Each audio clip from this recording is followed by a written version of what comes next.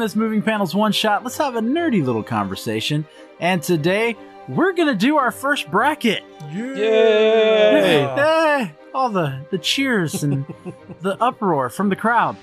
We're going to follow suit of a lot of podcasts who do stuff like this, where their entire podcast is them deciding what is the best of something, or what is the ultimate something, or and all that. We're going to go the complete opposite way. We're going to actually determine the worst of something as we look at what we consider Moving Panel's decision of the worst comic book movie ever made. And joining me today from the 80s Flick Flashback, because when you got to talk about the best and worst of movies, you got to talk to a movie expert. So from the 80s Flick Flashback podcast, it is Tim Williams. Expert? Thanks, I'll take it. Well, again, you know about both good and bad. I mean, you look at... when you come to the 80s... When you go into the 80s, you're looking at good and bad. Yeah, the good and the bad almost are equal, as I've been doing this Forgotten 80s flicks. There's a lot of bad, and that's you understand why they're forgotten. Yeah, and I think there's some truth in the superheroes. Like, there's good and bad. Like, it's almost they work together in the superhero genre. So, yes. But also joining us today, and one of the reasons we're doing this episode, from Pop Culture Roulette, it's Nicholas Pepin. Hello. You thankfully wrote this some of a similar bracket for us to do over on Pop Culture Roulette. So I gave Pop Culture Roulette. They do brackets all the time. It's fun episodes to listen to, and I gave them this exact topic, worst comic book movie. And I actually provided them with the bracket. And they did a great job with it. You should go listen to that one. We'll go ahead and spoil it, however. You go ahead and tell them, Nicholas, what was the one that y'all determined was the worst? The Fantastic Four from 2015. Which you called, like, right from the beginning. Yeah. Right? Oh, yeah. Yeah. I have a special hate for that movie, and you'll find, as we go through this bracket, we'll come across that one again. So yeah. But I decided, you know what, I can't just let them do it. We've got to do it here on Moving Panels. So I did tweak the list a little bit. I thought about some other movies that popped into my head. I did some searching of movies maybe that I wasn't thinking of, because that's the problem with worst superhero movie or worst comic book movie, is these movies are so bad, you sometimes forget what movies could be on this list. So yeah, I did go through it. I will say that there were some surprises. Bethany and I have reviewed Brenda Starr on this show before, and I will say Brenda Starr does not make this list, but here's why. I couldn't find anything other than IMDb rating. That's it. I couldn't find anything else. And I said, you know what, I don't think that's fair. I don't think it's fair to do only, now I will say the way I did this was I looked at IMDb score, I looked at Rotten Tomatoes, I looked at Metacritic. A couple of these movies did not have all three, but as long as they had two, I considered it, and I averaged those together to make the third score to figure out exactly where they would fall on this list. I ended up with, I think it was 53 movies that I looked up and found the scores. We narrowed it down to 32, which is the bracket we created and what we're going to go through. And I will name a few here. I'm surprised. We were actually talking about this right before we started recording. So Morbius, which I actually thought would be on this list, actually had too high of a score to be in the bottom 32, I guess you would call it. Also, even though I am a fan of this, Daredevil, the Ben Affleck Daredevil movie, did not make the list. It was too high of a score. Tim and I, and our fondness of Bloodshot, the Vin Diesel movie. Yeah. I thought about that one today when I was watching Morbius. Like, how did Bloodshot not make this list? Bloodshot, again, too high of a score. The Moving Panels, the movie that shall never be named again on Moving Panels, with Hugh Jackman and his character in the one and only bad movie. Well, not the only one, but the horrible movie, the one that ruined Deadpool. That movie actually had too high of a score to be on this list. Crazy. Yeah. That's actually shocking that it didn't make the list. And now that you say it, Yeah. I'm surprised. I don't know how that got a high enough score to not be in the 32, because that one is pretty bad too. So the movies that are on this list, their scores range from the lowest being 4.5. Now, this is out of 10. Okay. And this is adding together the three scores. I took the IMDb score, the Rotten Tomatoes score, the Metacritic. I converted them all to be out of 10, and instead of out of 100, as a couple of them are. Mm-hmm. And then I just added them together. So the lowest had a 4.5. The highest had a 12.2. Wow. So that would be out of 30 then, or Oh, yeah, sorry. Yeah, out okay, of 30. all right. Sorry. Oh, yeah, gotcha, thank gotcha. you. Yeah. Yeah, out of 30. But still, that's low. Yeah, and the movie that shall not be named had a 14.3. Huh. Just there you missed go. it. Yep. Morbius had a 13.8. Yeah, rightfully so. And then the one that actually kind of surprised me is I thought to look up Barbarella. Yeah. Yeah. Bethany and I did Barbarella for Valentine's Day this past year. They've just announced that they're probably going to do a new Barbarella. Mm-hmm. And so I was like, okay, I've got to look up Barbarella. Barbarella actually scored an 18.3. What? It has a high cult following. So that's why a lot of That doesn't make it good. No, I mean there's a lot of movies that I love that aren't good, but they have huge cult following, so they're going to have a higher rating. That's probably also why I didn't see a lot of Zack Snyder on this list. Right. Yeah. Right, because I was surprised that the Justice League, that's more Whedon than Snyder, but the original Justice League movie didn't make this list. Yeah. Right? So, yeah, I didn't look up Justice League, but I did look up Batman v Superman, and Batman v Superman scored a 13.4. So, yeah. So, had we extended out another 10, it would have made it. Yeah. But Here's a little fun tidbit about Barbarella, though, for you, Laramy. As I was going back and looking at some research on The Evil Dead, since of course, Sam Raimi just had a birthday. But I was looking at Evil Dead, looking up some trivia, and two of the guys that stayed. No, maybe I'm getting it mixed up. Never mind. I won't say it. You can edit that out. okay, we'll But set it all out. It was either Evil Dead or Friday the 13th, where nobody stayed. It must have been Friday the 13th. Everybody stayed in the hotels in the original Friday the 13th, but two of the guys in the crew stayed in the camp where they filmed it, and they had a VCR and only two movies they watched over and over again, and one of them was Barbarella. Huh. That's all I'm gonna say. Yeah, why that was one of the movies they decided to watch over and over again. I'm guessing I know the reason, but Yeah. We won't talk about. We're gonna leave it at that. Feel free to edit all that out. There is a movie that made this list that kind of still fits that, though. But we'll Yes, get to there it. is. We'll get there. So again, we've got the bottom 32, I guess you would say. There probably are movies that, if you're listening, you're probably going, why didn't you think of this? Why didn't you think of that? I just didn't. Like, that's it. I just didn't. It just didn't pop into my head. Out of these 32 movies, I broke it down a little bit. There are 10 Marvel movies, 8 DC movies. There are 14 of the movies on this list are either sequels or spin-offs. I will say this. Every single Crow sequel should have been on this list. How many are there? more than there should be. Yeah, exactly. Like the Resident Evil. But I only put 2 out of the 3. I decided not to admit the third one, which is technically the third movie. So the second movie, not the second sequel, but the second movie and the fourth movie are on this list. I decided to omit the third one because it had the best score of the 3, even though it still technically would have made this list. Does that make sense? Yeah. Yeah. Yeah. And that was the one that starred Kirsten Dunst. I don't know if y'all remember. She actually was in one of the Crow movies.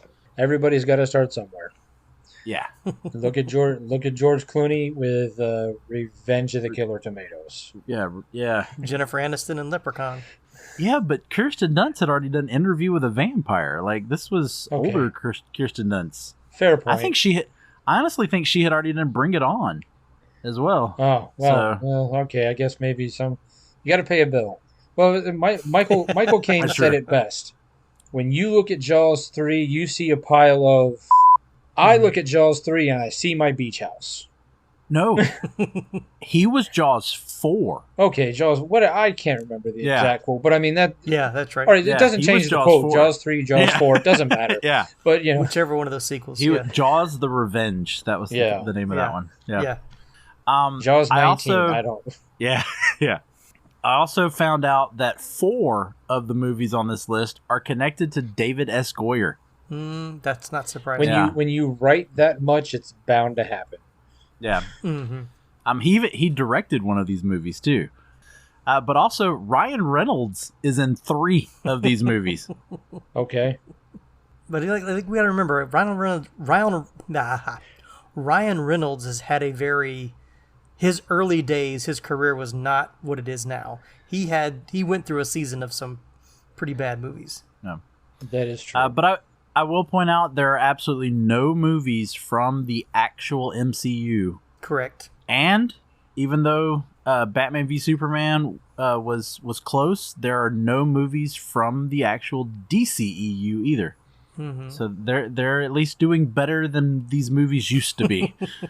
Right. That is true, because there's not even a lot of these movies that are from, like, what you would call the modern age. I mean, there's a couple of them, but... There's a few, yeah. Most of them are, like, 90s, 80s. Yeah, 80s, 80s, 90s. Early 2000s. But I think 2019, is the most recent movie on this list.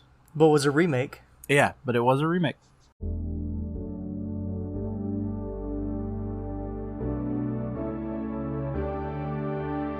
Life moves pretty fast. If you don't stop and listen to an 80s Flick Flashback podcast once in a while, you could miss it. Do you love movies of a certain age? Do you miss the days of VHS tapes, VCRs, and the video rental stores? Does the thought of another 80s movie being remade seem inconceivable? My name is Tim Williams. I'm the creator and host of the 80s Flick Flashback podcast. On each episode, I'm joined by guest co-hosts to discuss one of the many movies released in the 1980s. We share our first-time watch memories, our favorite scenes, and even learn some behind-the-scenes stories about the cast and crew along the way. New episodes are released every other Friday on your favorite podcasting platform. So make like a tree, get out of here, and go listen to an excellent episode of the 80s Flick Flashback podcast. The ad is over. Go home. Go. All right, well, let's get into this because this is going to take a little bit, especially the first round, as we kind of discussed and all that.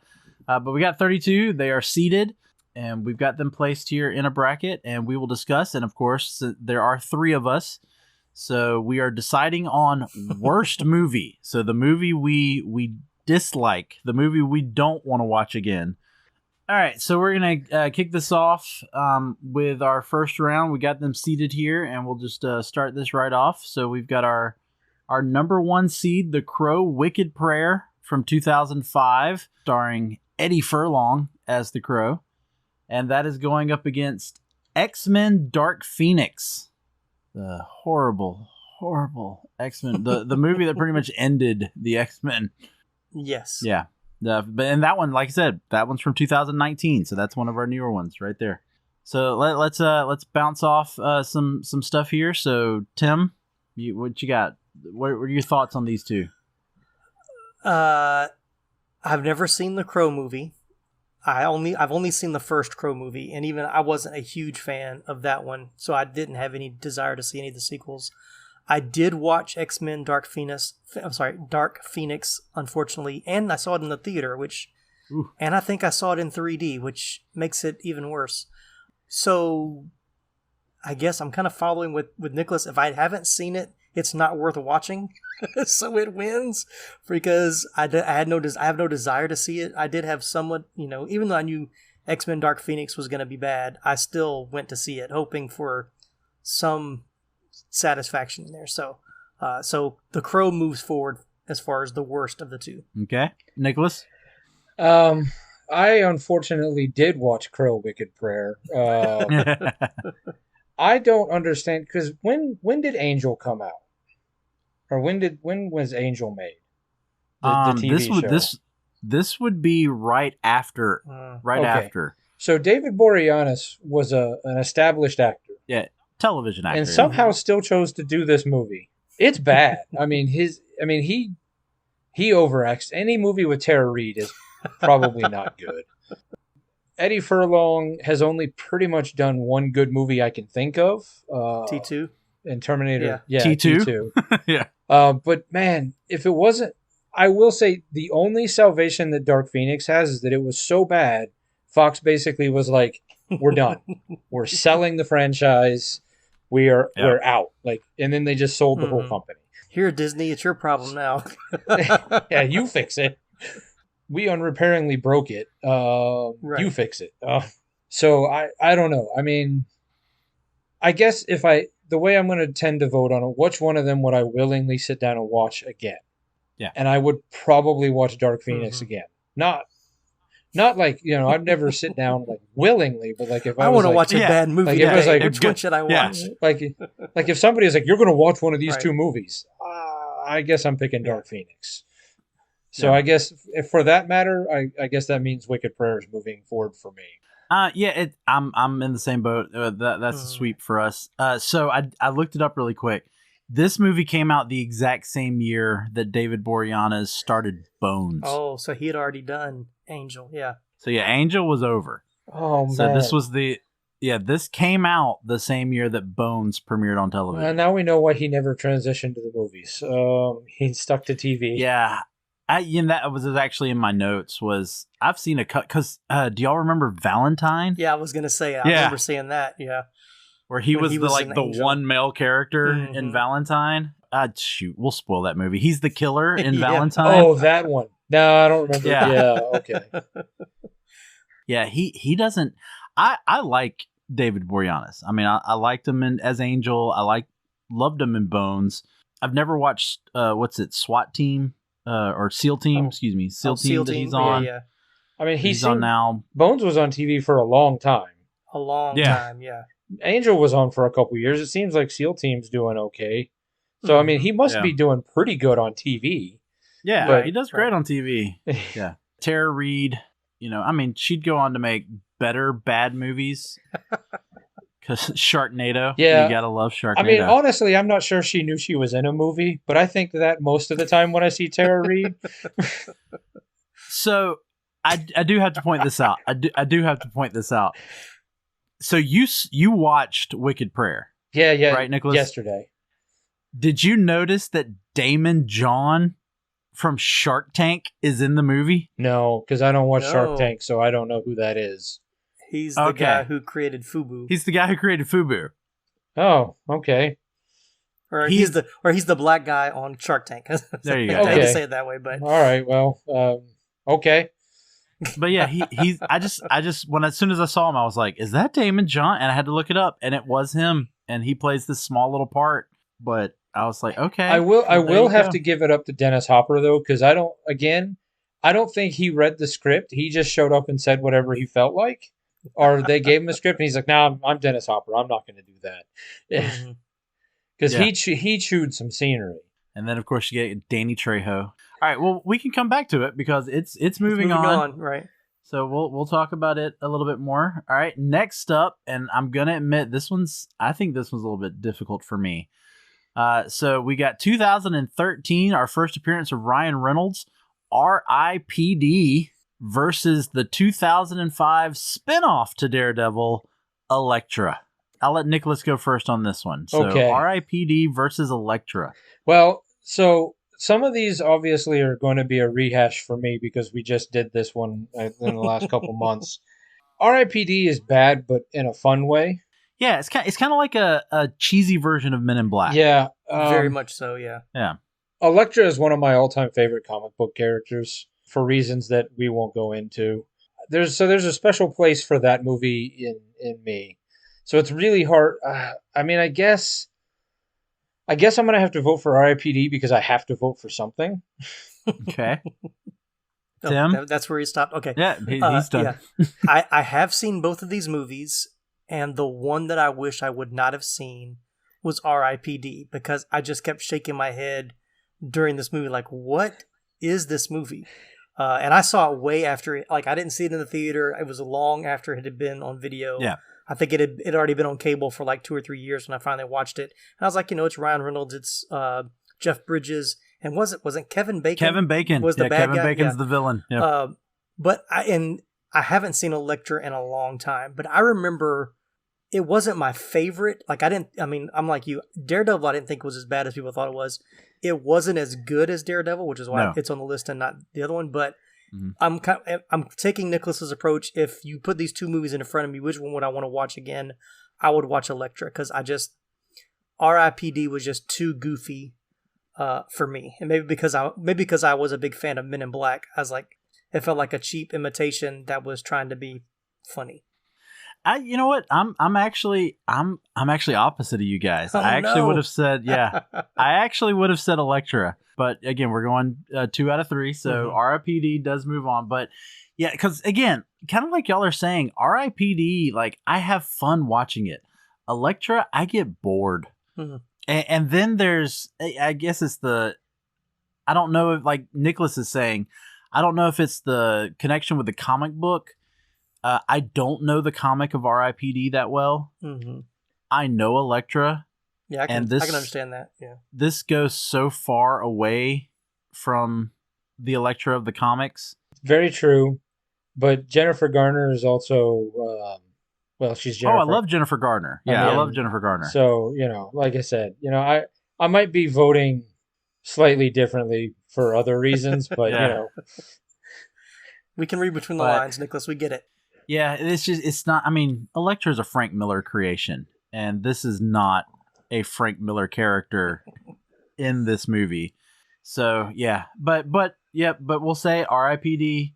moves on to the next round as being worse than Elektra. So we'll move on for there. Now we're going to I haven't been saying the seeds, but it doesn't matter. Our number 9 versus our number 24. 1999 Jamie Lee Curtis Virus versus 1993's Teenage Mutant Ninja Turtles 3: Turtles in Time. Okay. Who you say that wants stars? to go first? Who does that star? Like, does it star Corey Feldman? Is that who you would say that stars? I was like, he did a voice, right? Yeah. Was it Judith Hogg? Was that her name as the one that played? But not in this one. Not in this one, okay. Yeah, they changed April for this one. Okay, this one was Paige Turco was April for this one. I need to pull up IMDb for this one because honestly, I would say I don't remember either one of these movies. The guy who went on to be the most famous would be the guy who played Casey Jones.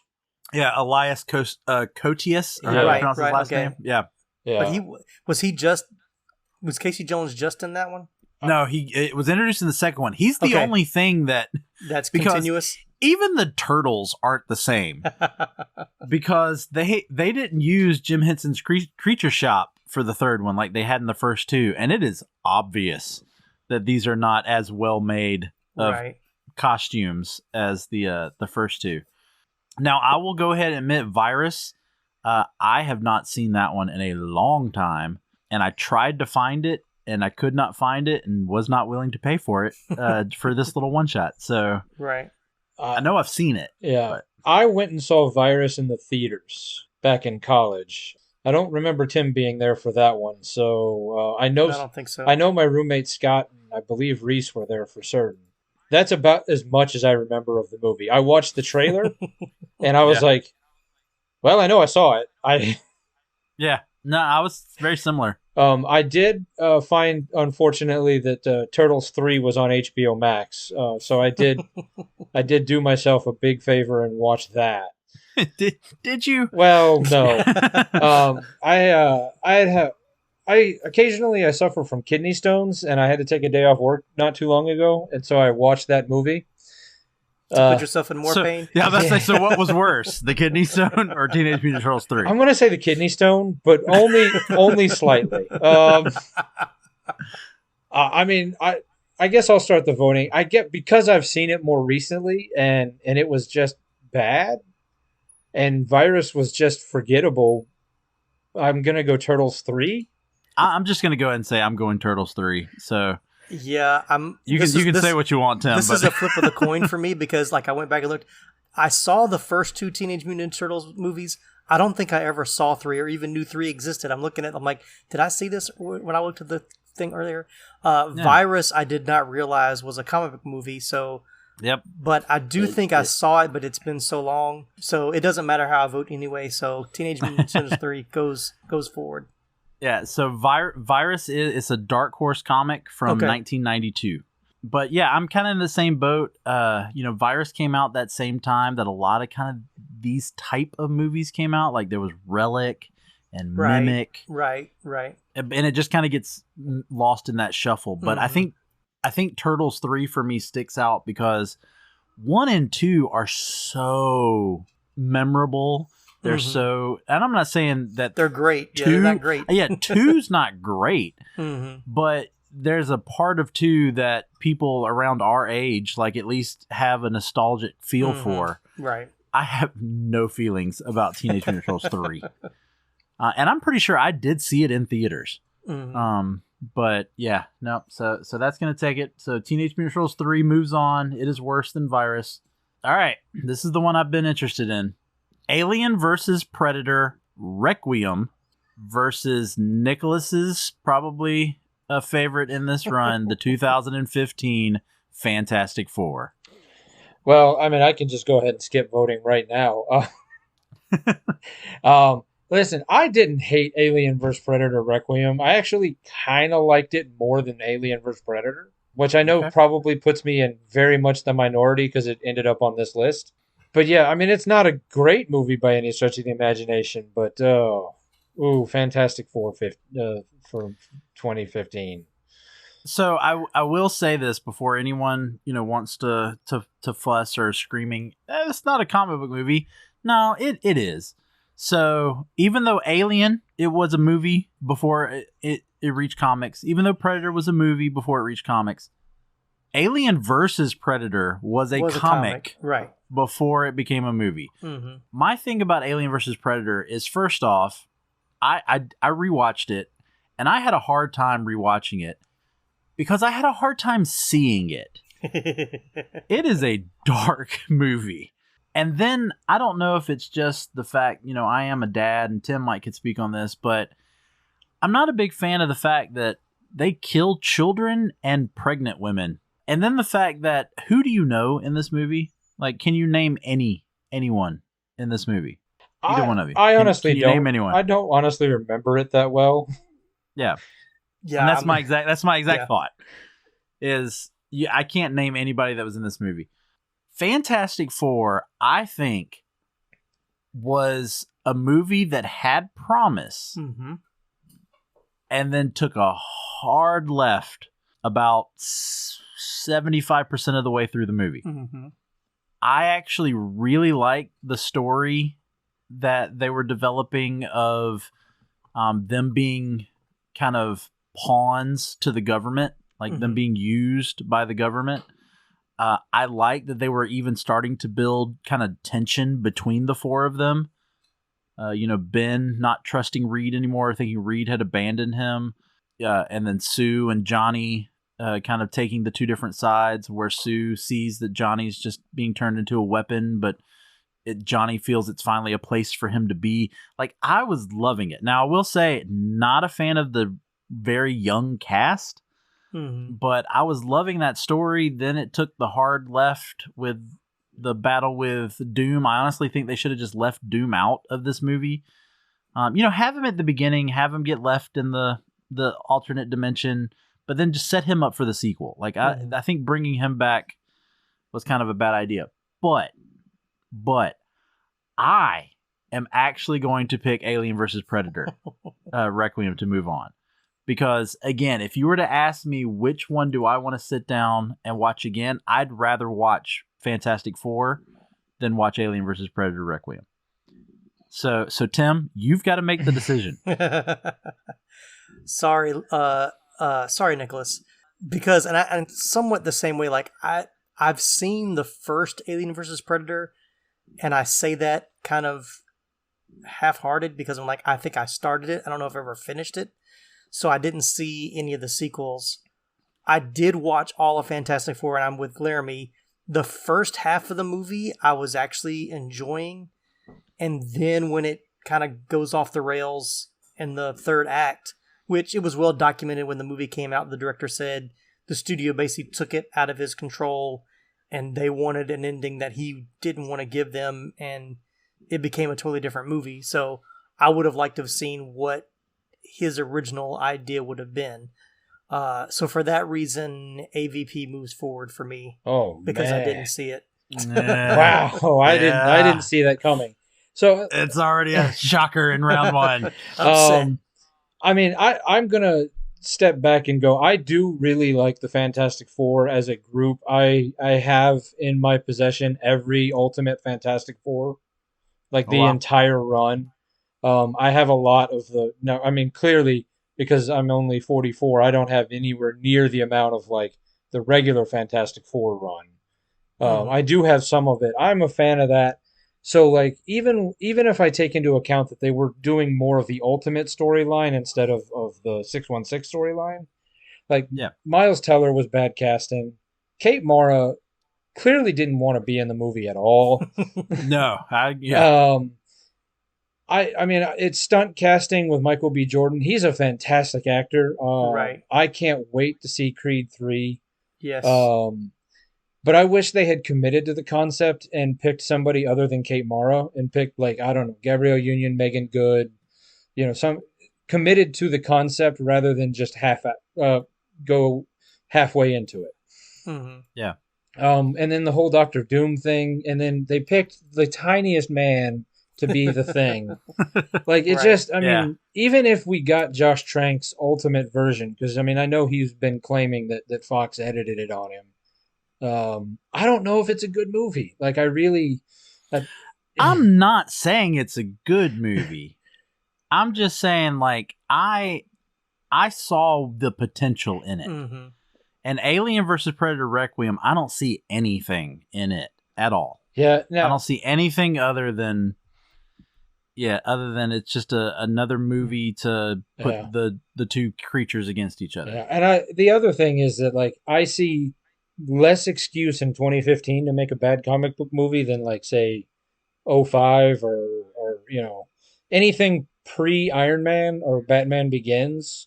Like, do you have as much of an excuse in 2015 or after that stuff to put out a steaming pile of garbage? Yeah.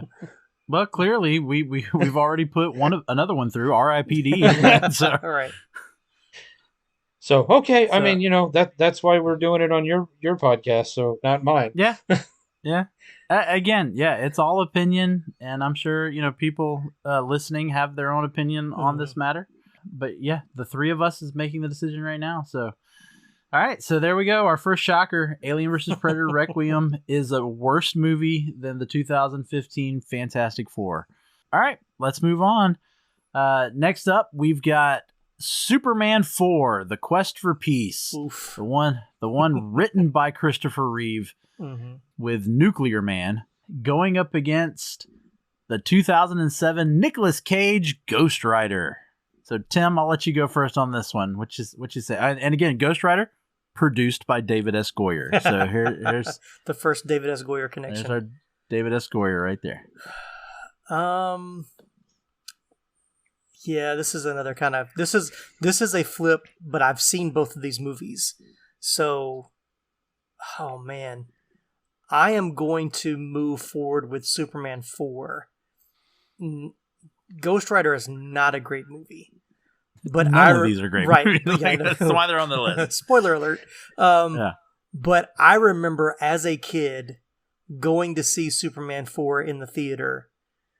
And it's one of the few memories I have of being in the theater halfway through looking at my friend who we were so excited, like being so disappointed. Like, what? Yeah. What are we watching? And then even leaving the theater and like it being a discussion about why did this movie get made, or what happened to the Superman that we loved that we've seen before. So, yeah. And then, a little Nicolas Cage goes a long way. I will take Ghost Rider 1 over Ghost Rider 2 any day, even though they're both pretty bad. So, but yeah, Superman 4 gets my vote. All right, Nicholas. I remember seeing Superman 4 a long time ago. I rewatched it. Man, is it not good. Um, I've watched Ghost Rider a couple times. I quite enjoy it. I do get that it's not good. Right. But it's watchable. But it's watchable. It's fun. Yeah.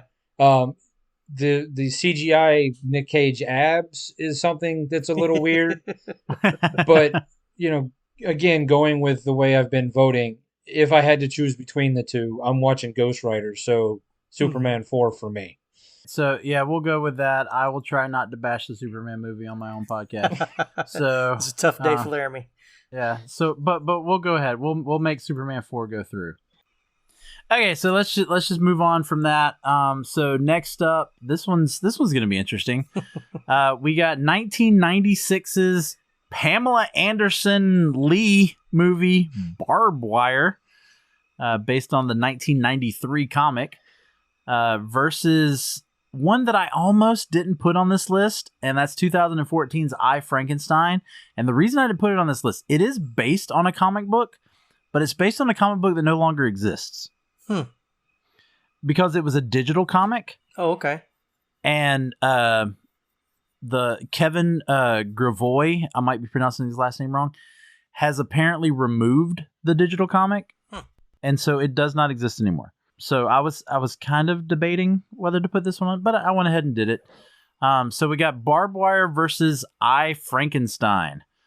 So Nicholas, I'll let you tackle this one first. Okay, Barb Wire is another one of those movies that I remember almost seeing in the theaters when it came out, but I didn't. Like I went to the theater to see it, but then like I got there and I was like, I'm gonna see this instead. I don't remember if it was because I was with a group of people. I think I remember seeing The Truth About Cats and Dogs instead. Oof. Which isn't necessarily how you worked out better. I don't know if I worked out better. But I did, for lack of a better term, illegally watched Barb Wire in the last 2 weeks. I found some streaming sites that it's bad. I mean, but granted, I mean, when you're starring Pamela Anderson, it is it's almost a guarantee that it's going to be bad. Right. I, Frankenstein, I saw it with a friend at his house because he has a big movie set down in his basement. It was fun, so I guess I'd have to go Barb Wire for the worst of the two. Okay. Tim? Yeah, I'm going the same way. I remember my first memory of Barb Wire is I was at the drive-in, not seeing Barb Wire, but we went to see something else. But of course, you're at the drive-in, the one here in Atlanta, there's like multiple screens. So if you turn to the left, you can see a screen. Turn to the right, you see a screen. And so I just happened to look over, and it's the opening shots of Barbara. I was like, oh, well, we know what that movie's going to be her about. Dancing. Yeah. Yeah. So I saw it much later just because everybody talked about how horrible it was. Like, well, I've got to see how bad this movie really is. Yeah. And once again, another one, I don't think I ever saw it all the way through. I don't think I ever finished it because it's just like, it's just terrible. I did see I, Frankenstein. I think it was on cable. When I didn't, it wasn't one I was planning to see. It was just like, it was on at 4:00 on a Saturday afternoon. I was like, I got nothing better to do than watch a movie that have no desire to watch. And I couldn't tell you anything about it now, but I don't remember. I remember watching like, that wasn't that bad. Like I remember it wasn't great, but it wasn't as terrible as I thought. So Barbed Wire moves forward for me because it was unfinishable. Yeah. So Barbed Wire is going to move forward to me. I Frankenstein, and I'm going to mention this about another movie that's going to pop up on the list. I'm kind of a sucker for the movies that take like, previous properties or, things from the past or from literature and bring them in. Like, I'm a huge fan of Abraham Lincoln Vampire Hunter. I mean, it's not a good movie, but I like it for that aspect of it. Now, I love the book. I'm gonna make that clear. The book is amazing. The movie wasn't great, but I'm a sucker for that type of stuff. And this was happening the same time this movie came out, same time around like Dracula Untold. Yeah. Came out where they kind of did a different take on Dracula. Mm-hmm. I find it hard that this was Aaron Eckert's follow-up after The Dark Knight. Yeah. Yeah. He plays Two-Face, and then he goes and does this movie. Got to pay those bills. But yeah, Barb Wire. Since both of y'all brought this up, I'm gonna go ahead and say it. Look, I'm the comic book movie guy, so I will admit I own Barb Wire on Blu-ray. So I watched my copy of the Blu-ray. It's probably the only time that Blu-ray, only the second time probably that Blu-ray has ever been played. Right. All for research. I mean, it does have Boba Fett in it. That is true, but it doesn't. I mean, it also has Udo Kerr, which yeah. And what good movie has Udo Kerr in it? That's a good question.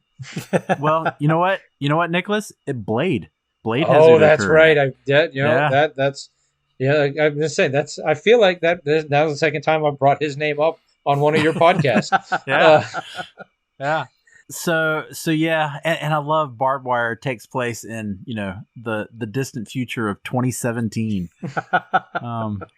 during the Second American Civil War. Yeah, it's bad. I mean, it's Double Dragon Super Mario Brothers the movie bad. It's like there's another movie that's going to show up. I think it's going to show up with another actor. Quote unquote actor. Yeah. That we'll talk about him shortly, I think. I don't know why we decided as a culture that like we were going to try to make her into more than what she was, and like we were going to be like, here's a TV show, here's a movie, here's like we are just like, listen, we have you for this one thing, just you stay over there and do your one thing. Like, but the interesting thing to me though too is, and it's been a while since I've seen it, but I think even when I watched it, I was like, if it wasn't her in that role, would the movie have been any better? And I can't say that it would have. No. It's like it wasn't. She's not the reason it wasn't good. It just wasn't a good movie. Yeah. Her being in it just made it worse. Yeah, to say she didn't help it. No, she didn't. She didn't. Her acting is horrible in that movie. And can we point out? And of course we'll talk about it again because it just won. But can we put out the plot of the movie is let's find some contact lenses. Like that's the plot of the movie is let's find some contact lenses. All right, so Barbed Wire, a worse movie than I, Frankenstein. So let's go ahead and move. We've got what is probably considered one of the worst comic book movies ever, even though he's nice and pretty right in the middle of this list. And that's 1986's Howard the Duck. Yeah. Tim gets excited there. Nice move from the 80s. And it is going up against the 2019 David Harbour-led Hellboy. Oh, why you got to do this to me? Because these are two movies that I actually kind of like. Yeah. We'll let you go first then. Oh man! All right. Well, tell you what. I'll let you sit on it. I will actually go first. Okay. So, Howard the Duck. I mean, it's hard to really talk about how bad it is because it's got such a cult following at this point. Right. I mean, you got Leah Thompson, you got the great and talented Jeffrey Jones, who is always the best he ever is when he's in a bad movie. Right. Not a great person, but a great actor. Yeah. You got Tim Robbins. Then you got Ed Gale in the suit for Howard the Duck. Great, little person actor. And there's just so much about it. See, to me, there's different levels of bad movies. And this is a good bad movie. Because when you can enjoy watching how bad it is, to me, that makes it that is why I am actually going to pick Hellboy. Because Hellboy, look, I love the Ron Perlman Hellboy movies. Both Absolutely. of them. I know the second one's not as great as the first one, but I love both of them. And I love David Harbour on Stranger Things. And I'm not going to say he's a bad Hellboy, but this movie, Mila Jovovich is a horrible villain. And it's boring. Like, it's all exposition. There needs to be more action in a Hellboy movie for me. And there just wasn't enough action in this one. And so I am actually going with Hellboy.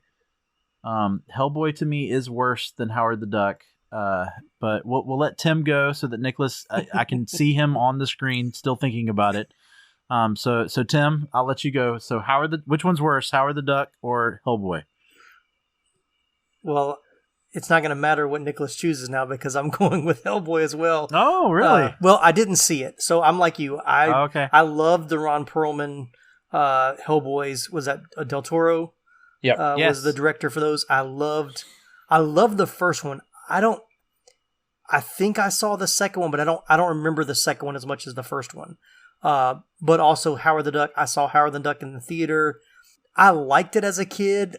Rewatching it later in life made me realize how much of a train wreck the movie really is. But I'm like you. It's like, it's still fun to watch because it has fun moments. It has, it has some, doesn't make much sense, but it's still enjoyable to watch. So once again, because I haven't seen the Hellboy remake and I really didn't watch it because the reviews were so terrible, and because I liked the original Hellboy, I was like, I don't want to watch a bad remake, which I didn't really think it needed a remake anyway. So for that reason, Hellboy moves forward for my vote.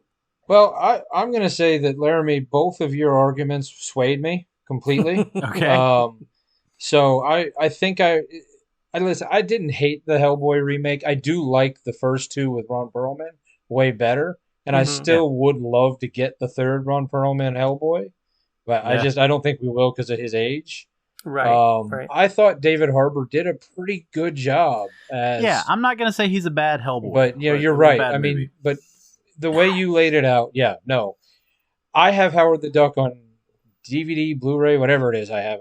It's fun. It's it's in that category for me where, like, I've got the multiple list where you've got your 10 best movies and then your 10, like, I love these movies, but I know they suck. Right. Yeah. Guilty pleasures. Yeah. Right. Yeah. Like Attack of the Killer Tomatoes. That's where Howard the Duck, that's the list that Howard the Duck is on. It's a great B movie that doesn't realize it's a B movie. I mean, movies like The Room and Rocky Horror Picture Show. Yeah. Movies that people like love to get together to watch how bad they are. Roadhouse. And correct me if I'm wrong, but isn't Howard the Duck technically the first theatrical Marvel movie? It is. It is. Yep. It was the very first Marvel movie. Out of all of the Marvel characters, that's the one that hit the theaters first. The brilliance of George Lucas. Yep. All right, you're right. I would rather watch Howard the Duck than Hellboy. Yeah. All right, next round we've got. All right, get ready for this one. It's not getting any easier. Yeah, we got 2008 Punisher Warzone, the sequel, but really a reboot of the Thomas Jane one. Mm-hmm. And then versus the 2004 Halle Berry's Catwoman. Okay. Well, spoiler alert for my podcast. Catwoman made it really far in that bracket. In fact, I think it was in the final two. Yeah. It's awful. And there's a reason why it made it as far as it did. Right. I somewhat actually liked Ray Stevenson as Punisher more than I liked Thomas Jane. That doesn't make it a better movie, but Catwoman is just if you don't like the character, don't make the movie. Like yeah, and so clearly, yeah. How about you, Tim? This is another one because I did see the first Punisher with Thomas Jane, right? Yeah.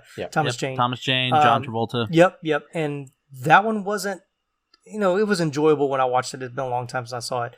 I did not see this one.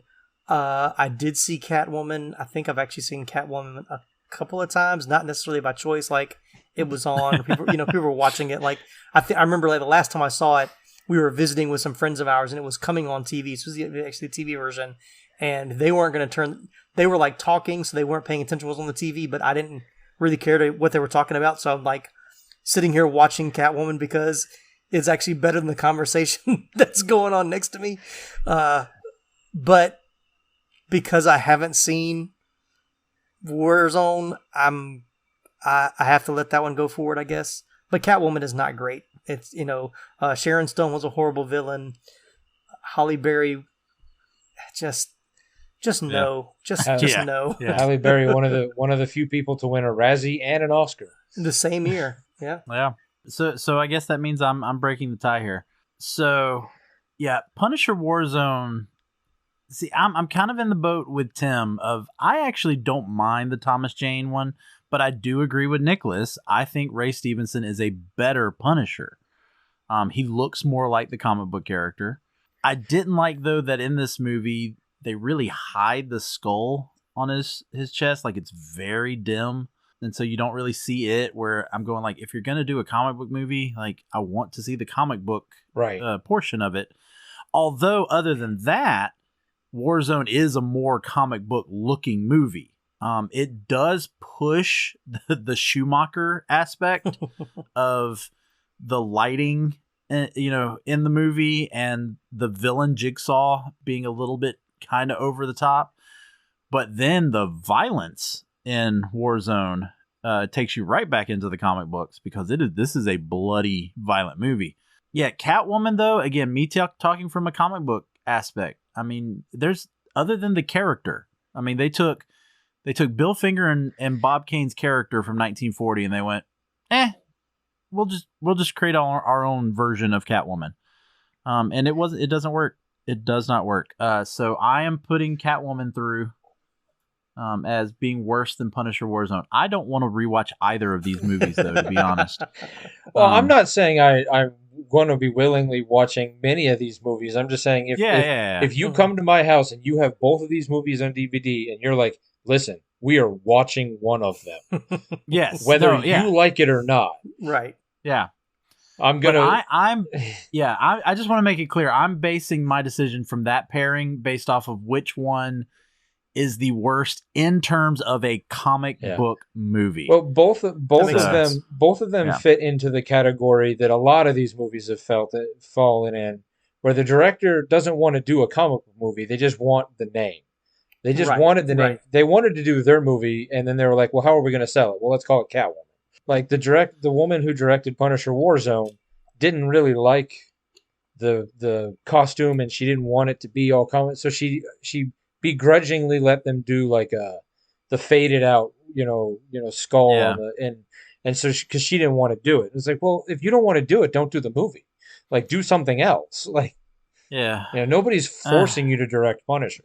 Yeah, agreed. And that rolls us right into our next movie, talking about using the property but not really connecting it to anything. And I'm sure this is what you were talking about earlier about another actor. This is the Shaq 1997 movie Steel. Again, very loosely based off of the character from the Reign of Superman run in 93. And it is going up against, here comes Ryan Reynolds again, 2004's Blade Trinity. Who wants to tackle this one first? I'll go first. It's like I had to think, have I seen Steel? I'm looking at the cast and like, oh, Judd Nelson. These poor people. Richard Roundtree, Annabeth Gish. Look, Richard Roundtree even makes a Shaft joke in the movie. Right. Hill Harper. And, and Shaq is my neighbor. I mean, I know where Shaq lives. He's not that far from where I live. Well, that sounds creepy. Yeah. Oh, Shaq. But it's just proof why he's only made one movie. Well, besides Blue Chips. No. But that's... No. What else did he No. Oh, well, he's been in Adam Sandler movies as cameos. There's Kazam. Oh, gosh. Yeah, he's done at least 3. The Genie movie. Yeah. Come on. He's at least 3 starring roles and then a bunch of cameos. But right. And then Blade Trinity. I've seen Blade Trinity, I know. I only saw it once and was very upset. That's another one that I was like, why did I waste my time on this movie? So I'm gonna maybe try to persuade you guys here. Okay. So let's keep in mind that Blade Trinity, which is the movie that was both written and directed by David S. Goyer. So Blade Trinity is the movie in which, during filming, Ryan Reynolds was introduced to the character of Deadpool. Mm-hmm. On the other side, Blade Trinity also features Triple H as one of the villains. So let's point that out. And then you got Shaq, who I will give him credit. He does make fun of himself in this movie. One of the recurring jokes that then comes back at the end is him not being good at free throws. Yeah. So I watched Steel for the first time recently, just in the last 2 weeks. Somehow I missed that. It's terrible. It's straight up. The joke I've always made is that Shaq is so bad as an actor. When he was in Blue Chips, wasn't a believable basketball player. I mean, to say that Steel is a comic book movie because it's John Henry Irons is tenuous at best. Like, well, it's just like Catwoman, right? I mean, they were just like, we have a name, we're gonna use it, and we're not gonna do anything close to the book. No. I find joy in Blade Trinity in a way that I'm sure eventually we'll get to, because I've threatened to do it with you before, Laramy. Mm-hmm. Because we did Blade 1, well, we might as well complete out the trilogy. But I mean, Ryan Reynolds is just fun. I mean, he's almost never the reason the movie is bad. I mean, he just makes some bad choices. Yeah, that's true. That's true. I will willingly sit down and watch Blade Trinity like 10 times before I'm willingly ever going to sit down and watch Steel again. Yeah, I'm kind of the same way. Like, I was a big fan, or still am a big fan of Blade 1, and I really loved Blade 2. And Trinity was such a disappointment. I was just like, it's just so bad. Yeah, I'm just gonna go with Steel, just because I don't have any memory of it. If I saw it, I don't remember it. So because it's not memorable, and I'm kind of like you guys. If you put the two movies in front of me, I'm gonna watch Blade Trinity again, even though I know I'm gonna be, kicking myself about halfway through. It does have Jessica Biel. It does have Ryan Reynolds, who's fun in it. Wesley Snipes is trying his best not to be in this movie, which could be its own enjoyable part of the movie. So Steel moves forward for me. Dominic Purcell as Dracula. Right. Yeah. Terrible casting. Yeah. Okay. So Steel moves on again. I will not diminish a Superman property, so I don't have to. Gee, I wonder why. So there we go. So we're gonna go ahead and move on. All right. Next up, this should be an interesting conversation. We got 2012's Ghost Rider: Spirit of Vengeance against 2008's The Spirit. You got Frank Miller's follow-up to Sin City. What happens when Frank Miller does not have Robert Rodriguez over his shoulder? So we got Ghost Rider: Spirit of Vengeance versus The Spirit. So it's kind of funny. We got two spirits up against each other here. So I'll go first on this one. Okay. So Ghost Rider: Spirit of Vengeance. So I was one of those people who I got sucked into the 3D, and to the point where I actually bought a 3D television. I still have it. So I have the ability to watch 3D movies from home, which I will say I still think is better than 3D in the theater. I think something about I don't know if it's the more compact, having it on television makes it 3D. And I got Ghost Rider: Spirit of Vengeance in 3D, and I remember getting it, and I got so excited. I didn't see it in theaters, so I was very excited. I'm a big fan of the character. I actually kind of enjoyed the first movie. And I remember making a big deal out of it. Like, I had a day to myself. Bethany was away or something, and I was like, okay, I'm gonna sit down and I'm gonna watch Ghost Rider: Spirit of Vengeance. And I think I fell asleep. It was so bad, so bad. Whereas The Spirit, I think kind of like with Sin City, like, I like the look of the black and white with the little splashes of color, mostly red in this one. I like the campiness of it because it kind of fits. It kind of reminds me of like Dick Tracy, Yep. The Warren Beatty movie, Yep. Dick Tracy. Like it's intentionally campy, and I think that worked for the Spirit. So I mean, it's a comic strip from Will Eisner. I mean, the guy has a freaking comic book. The biggest award in comics is named after the guy who created the Spirit.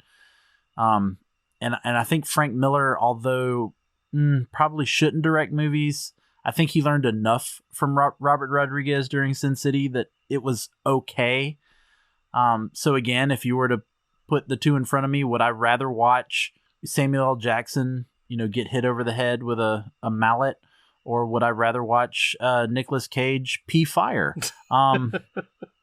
I would rather watch The Spirit. So I'm saying Ghost Rider: Spirit of Vengeance is the worst movie. Nicholas, how about you? Well, I mean, the brilliance that Nick Cage is and the amazingness that Idris Elba is could not save that movie. Mm-hmm. Yeah, that's true. I know I saw The Spirit. I remember kind of enjoying it for a lot of the same reasons that you said. Like, it's got that Sin City feel, the kind of animated, but not. Like, there was that little run with Sin City and Spirit and a couple other movies that all kind of looked the same. Yeah. They were kind of cool. Like, I remember kind of thinking, this is cool. But I don't remember it super well, which is probably an indictment on the movie. But I'm with you. I think that Spirit of Vengeance is just terrible. It's okay. All right, so Tim, although it doesn't matter what you say, what do you say? It's a sweep. I'm the same way. I've seen The Spirit. I remember watching it on DVD, I think. And I was intrigued by it. I can't say that I liked it from start to finish, but there were parts of it that I thought were pretty cool.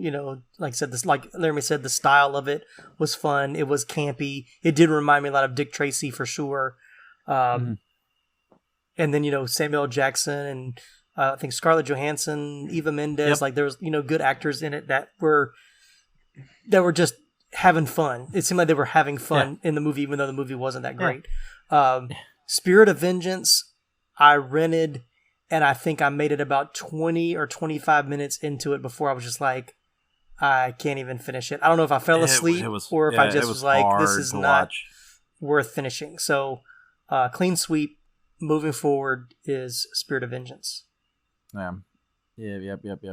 Next up, we got another movie in this next battle that I contemplated. I actually talked with the other guys whether or not we should include movies that never actually had a theatrical release. This movie did not get a theatrical release. This is 2005's Man-Thing, which was supposed to air in theaters, but it got scrapped and became a sci-fi original movie. So it aired on the Sci-Fi Channel. And it is going up against a movie that actually did get a theatrical release, and that's 1997's Spawn. So, Tim, since you didn't get really to make your decision on the last one, I'll let you go first on this one. All right, well, this is going to be fun because I haven't seen either one of these movies. Really? Now, I'll give you Man-Thing. You've never seen Spawn? I never saw Spawn. Okay. I had friends of mine that talked about it and talked it up, and maybe I saw it, but I don't remember. Spawn was huge in the 90s. It was real big. Yeah.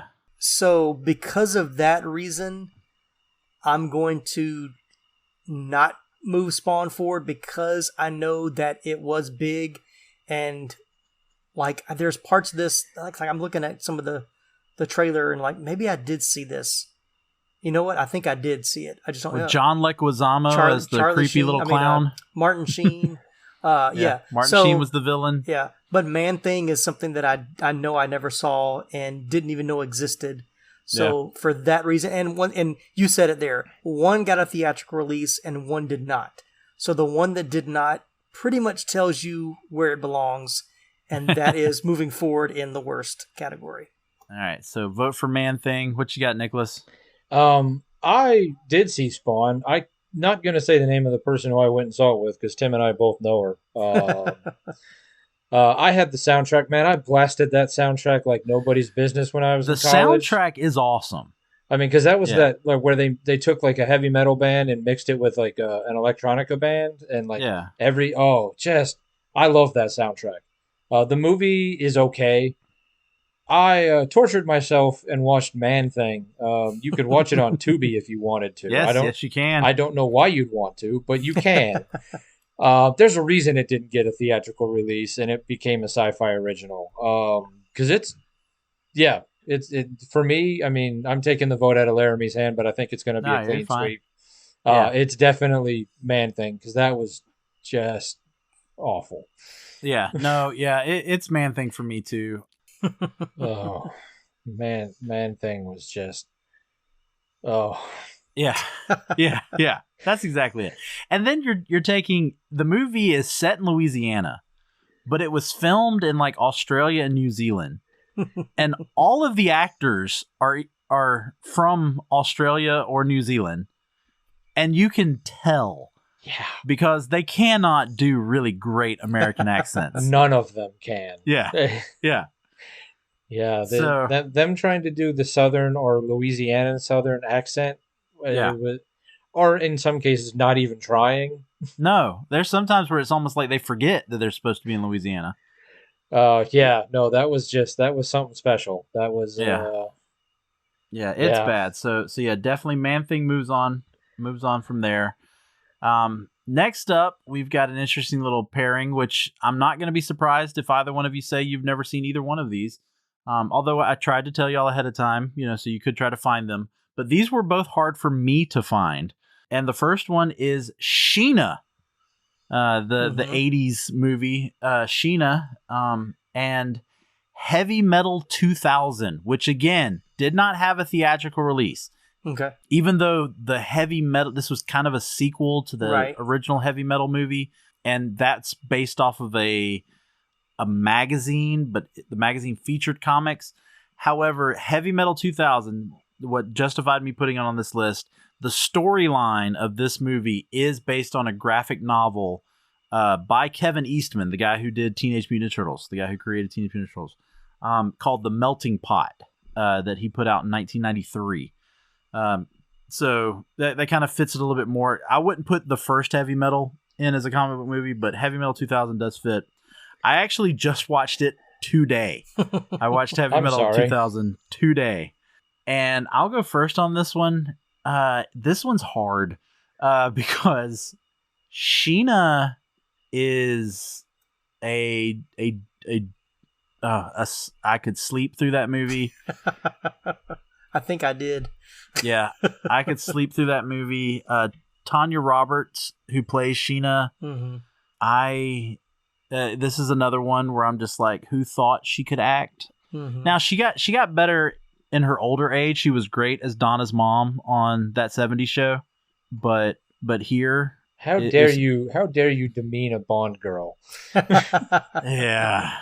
Well, we've already done it. Halle Berry was a Bond girl too. Oh, okay, all right. This is true. Right. All right. Yeah. So let's not forget that. Heavy Metal 2000, and I would say this even about the first Heavy Metal. The animation is amazing to look at. It's got that almost anime type style to it. But at the same time, it does a little extra.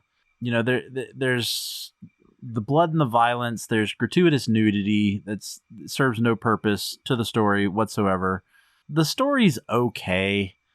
But if I'm going to say which one, if we're sticking with what we say, which one, if you were to ask me which one would I sit down and watch again, I'd probably watch Sheena again, if not to just try to figure it out a little bit more. Because I think I figured out Heavy Metal 2000 and I still just went, But so I'm going to say Heavy Metal 2000 is the worst movie of the two.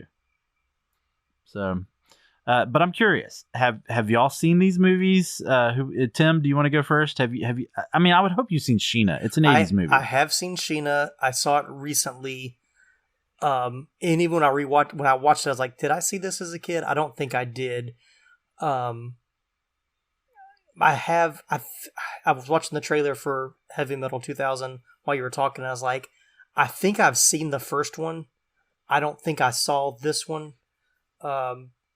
But I'm kind of like you. I was like, Sheena is not great. It's probably about 20 minutes too long, which is why it's easy to fall asleep to, because It's about an hour and 20 minutes too long. Yeah, but it, and then of course, which if you know about podcasts, I'm a big research person. So even as I was watching it, I was kind of, reading the trivia and stuff about it. And it was ambitious. They were, I like what they were trying to do with it, even though I don't think they succeeded in the real story they were trying to tell.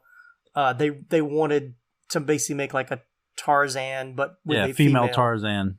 So yeah, it's not by a landslide, but I'm moving heavy metal forward because I think Sheena would edge it out just a little bit as far as like one I would watch again. So once again, it's decided. But Nicholas, what do you have? Clean sweep. Okay. I watched both of these movies in the last 2 weeks for the first time. Mm-hmm. Sheena also features a fair amount of gratuitous nudity. This is true. Yeah, and it was rated for PG. for a Let's PG remember movie, that. which Yeah, is it was right, rated PG. right. Yeah, and surprisingly, the type of it was for a PG movie. Mm-hmm. But it was a different time. Yeah, it was a much more fun movie than Heavy Metal 2000. Like, I watched Heavy Metal a long time ago because it was one of those cult movies that everybody talked about. I was like, oh my! And I finally watched it, and I thought it was so incredibly stupid that I never bothered to watch the sequel. And when I finally sat down and watched the sequel, I was like, well, this has nothing to do with the first one. No. And it also is incredibly stupid. Yeah. I will say, though, I think I like 2000 better than the original. I will say that, though. That's my opinion. It's not for animation style. It's not my cup of tea. Yeah. So it put me off pretty much immediately with the animation style, and then the storytelling was just lackluster, to put it mildly. Yeah. So Heavy Metal 2000 is the worst of the two. Okay, moving on. We're towards the end of round one here. Moving on, we've got another, just if you think bad comic book movie, this one pops into mind. 1997's Batman and Robin, the George Clooney Batman, versus 1985's somewhat sequel to Conan, but not Right. Red Sonja. Right. Brigitte Nielsen. So, hey, we got another 80s movie in the bunch here, so let's go ahead and hear from Tim. So, Batman and Robin versus Red Sonja. Which one's worse? Oof. Man. All right. So Batman and Robin, by far the worst of the original Batman franchise, which started with the great Tim Burton's 89 Batman. Red Sonja is, why was this movie made? You could probably say that for both, but oh no, Batman and Robin was made to sell toys. Like, we know that. Why that one was made. It was made to sell toys. Right, but I'm just saying, like, you didn't need another Batman sequel, but you really didn't need a Red Sonja spinoff. I've seen Batman and Robin probably a couple of times. Not that it's great, but I think it falls in that category we talked about. Like, it's a bad movie that you kind of want to watch just because it's bad. Enjoy watching. You enjoy it just to laugh at it. The nipples on the suit and what is the line? The nipples on the suit came before in Batman Forever. So that's not even a Batman and Robin thing. True. No, that's just a Schumacher thing. That's a Schumacher thing. But Red Sonja, I remember seeing as a kid. I don't think I've ever watched it again and ever wanted to watch it again. So Red Sonja moves forward for me. Yeah. All right. Nicholas? All right. Again, to reference my own podcast, Batman and Robin made it pretty far in that one. Yeah. There's a reason why it made it pretty far in that one. I finally did sit down and watch Red Sonja in the last couple weeks. Well, most of it. I fell asleep in the middle. Yep, there you go. And when I woke up, I was like, forget it. I'm not even going to rewind. I'm just going to finish watching it. I love watching Bad Arnold movies. Mm-hmm. So you put a Bad Arnold movie on, I'm probably going to watch it over Batman and Robin. So I'm going to make life difficult. I'm going Batman and Robin as the worst of the two. Okay, so it's down to me. I did find it funny that these get paired up because I actually discovered, so Joel Schumacher actually apologized for Batman and Robin. Yeah. He said as he should have. Yeah. He said that he was just wanting to make an entertaining movie, and he did not mean to disappoint Batman fans. At the same time, Arnold Schwarzenegger has actually said that Red Sonja is the worst movie he's ever made. And that's saying a lot. Yeah. Yeah. Again, my decision is based off of what Tim was saying. Like, if you were to ask me which one do I want to sit and watch, I would sit down and watch Batman and Robin. From the comic book side of me, it's very tossed because yes, Batman and Robin does feature a lot of characters. Mr. Freeze, Poison Ivy, and then the horrible version of Bane. Right. And there's connection there. Whereas Red Sonja, they made it a Conan spinoff, even though the comic book had no connection to Conan whatsoever. Now the character was created by Robert E. Howard, the same guy who created Conan. I'm not sure if the books were actually connected, but I know the comic books were not. The Red Sonja comic books and the Conan comic books were not connected. But again, I got to stick with I would watch Batman and Robin before I would watch Red Sonja again. So now I'm with you, Nicholas. I would watch Conan, either one of them, right. Barbarian or Destroyer. Right. I would sit down and watch those before I would watch Batman and Robin, but not Red Sonja. So I got to go with Red Sonja being worse on this one. All right. All right. Moving on, and I'm just going to go ahead and nip this one in the butt. I'm going to vote first on this one. So 2003 League of Extraordinary Gentlemen versus the 1996 limited theatrical release, but then it went straight to video of the first sequel to The Crow, City of Angels, and The Crow, City of Angels is worse. I love League of Extraordinary Gentlemen. Mm-hmm. I am not going to say anything bad about League of Extraordinary Gentlemen. I know that it was Sean Connery's last film that he kind of gave up acting after it, but I love League of Extraordinary Gentlemen. Same reason I talked about I, Frankenstein. I love seeing the characters being put in this type of situation. Even when I rewatched it for this, I enjoyed every minute of it.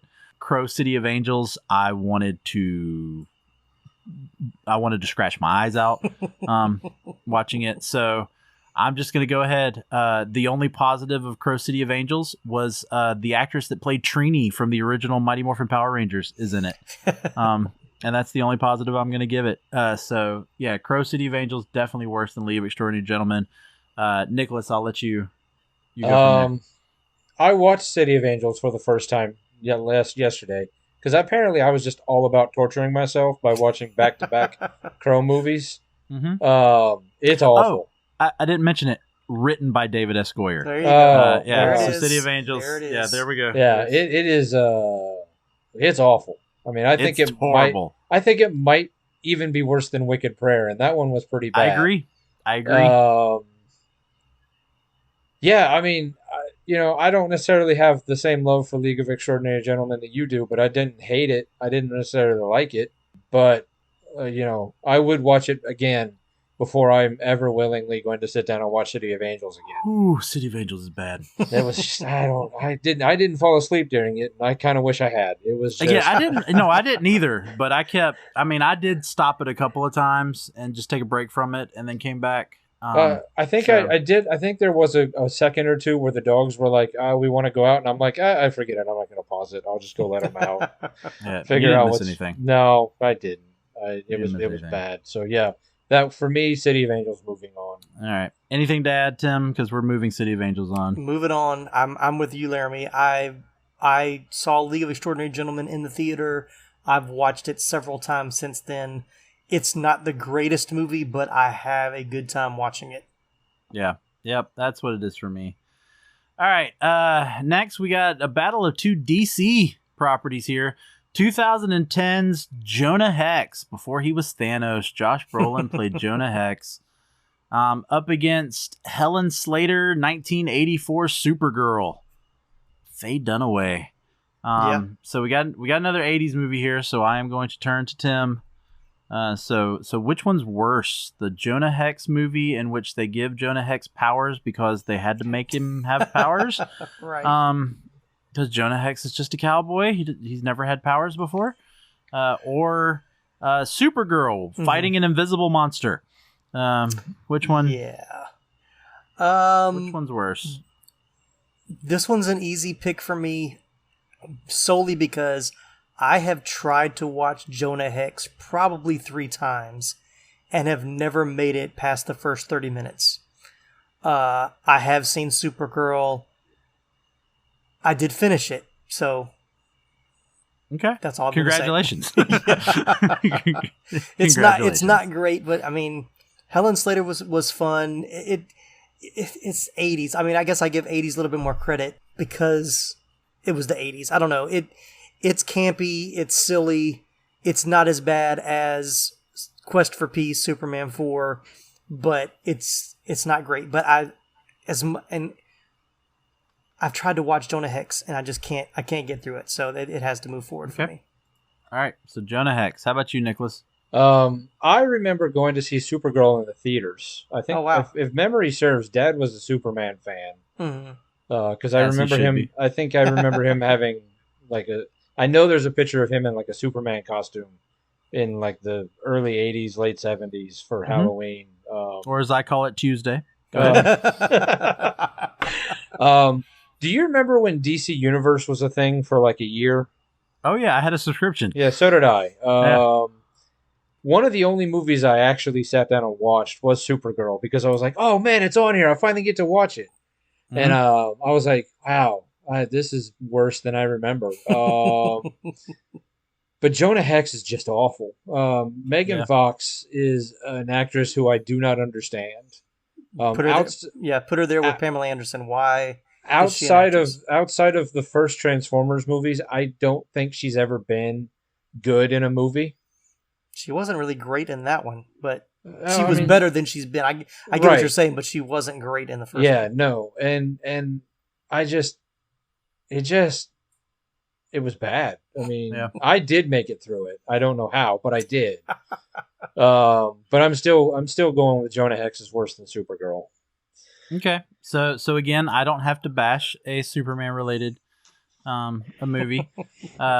Let's talk about positive, though. I mean, Supergirl. I mean, look, you got Helen Slater, who would be attached to the Superman franchise even up till this day. She plays Supergirl's mother in the new Supergirl television series, which I know that has ended. But, she's still attached. She even played Laura L., Kal-El's Superman Clark Kent's actual Kryptonian mother on Smallville. So, she's still always been attached. Then you got Faye Dunaway. I mean, great actress, Faye Dunaway. You got Peter Cook, Mia Farrow, Peter O'Toole, all of these iconic actors. So you got some great actors in this horrible movie. You got Hart Bochner, Ellis from Die Hard, playing the love interest. Booby. Yeah. And then Jonah Hex. The best thing to come out of Jonah Hex is Josh Brolin deciding to play Thanos. Michael Fassbender deciding to play Magneto, Will Arnett deciding to voice Batman, Megan Fox deciding to quit acting. I mean, you had some great things come out of Jonah Hex, but yes, I got to go with Jonah Hex. Way to find a bright side, Laramy. There Good you job. go. Yeah, Good job. Jonah Hex. All right, and the final pairing in our round one, we've got I know everybody's been anticipating it. I said there were 4 Ryan Reynolds movies. We have finally hit it. The CGI heavy 2011 Green Lantern versus the straight to video, did not get a US theatrical release, Captain America it's called Captain America 1990. The movie actually came out in 92. Do want to make that clear. But Captain America with Matt Salinger and Ned Beatty from Superman. So I'll let Nicholas go first on this one. So we got Okay, that Captain America, the Matt Salinger one, is that the one where he's riding around on the bike, or is that the one No, with the very rubber masked Red Skull? this is the one with the and the Okay. very rubber mask Captain America, because the ears attached Yeah, to okay. the All right. mask are I not just real. Yeah, I've seen them both. I just had to remember which one because no, a friend of mine that owned a comic book store had a bootleg copy of the Captain America where like it Mhm. must have been the 70s. and he had the Where clear shield. yeah, Mhm. Yeah. that Oh, one yeah. was fun, but in a bad way. The Yep. Captain America one also fun in a bad way. Green Lantern is not fun in a bad way. I went and saw that, and that was the worst pairing of a drive-through I've ever been to, because it was Cars 2 and Green Lantern following that. That's a weird pairing. It is a weird pairing, but it's a drive-through, so it's not uncommon. So Right. it was watch a completely CGI movie, and then watch a bunch of talking cars. That's Right. what your choices were. Cars 2 was first. It was bad. Mhm.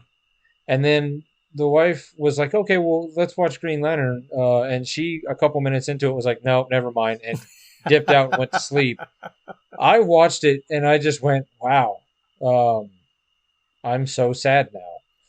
Because I love Ryan Reynolds. I mean, even then, like, because he was, he was on that show, Two Guys and a Girl, which was one. Yeah. I loved that show. I did too. Yeah. Like a lot of stuff. Like he's just a fun guy.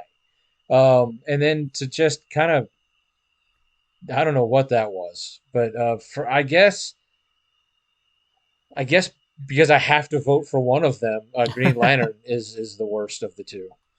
Yeah, I have seen the Captain America. I have not seen it recently. I remember, like Nicholas, I remember seeing both of them. But it's campy. It's goofy. It once again, it's a good bad movie. It's a fun bad movie to watch. Green Lantern, never finished it, and it's another one I think I tried a couple of times to watch, and I couldn't connect in any way. It just felt it was the most sterile superhero movie I'd ever watched. Like there was nothing that I couldn't find any way to get connected with the story. It just didn't connect with me at all. So for that reason, Green Lantern moves forward for me. Yeah, it's a tough one for me too, because Green Lantern is just, it was hard to watch. And especially with the fact that you could tell Ryan Reynolds, I think, really did want it to be something. Yeah, I agree with that. Let's also not forget that I think this Green Lantern movie introduced a lot of people to Taika Waititi, because I think people sometimes forget that he's Ryan's roommate in this movie. I completely forgot I didn't know that. I completely forgot. I think this is the movie where he met Blake Lively. It is, yeah. So if you had to find one positive about this movie, right, yeah. Right. And then the fact that it's set up for a sequel that I think we all would rather had watched the sequel. The Captain America 1990, I've talked about it on the podcast before. It was one of my first episodes. It is campy, but it's campy in a good way. Yeah, yeah. Even though it's a movie that came out in 1990, it feels like you're watching like one of those old like 1940s movie serial shows almost. So yeah, there's a little bit more entertainment in the badness of the Captain America 1990. So I also would put Green Lantern. So that's a clean sweep. All right, so we're done with round one. I'm probably going to split this into 2 episodes. That's probably wise. All right, so let's go ahead and move into round. Hey everybody, thanks for tuning in to our part 1 of worst comic book movie of all time. We're going to take a break for this one so that you're not sitting there for too long.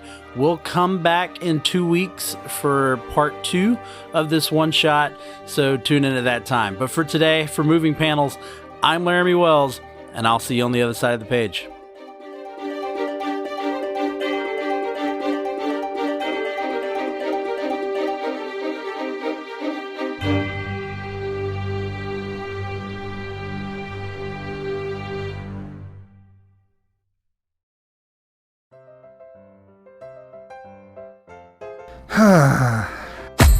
What seems to be the problem, pal?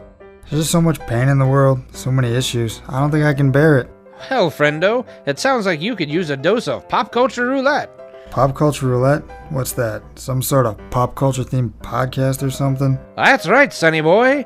When hope seems far, dive into some PCR. But I already get my entertainment news from Variety. Huh, that's pretty good.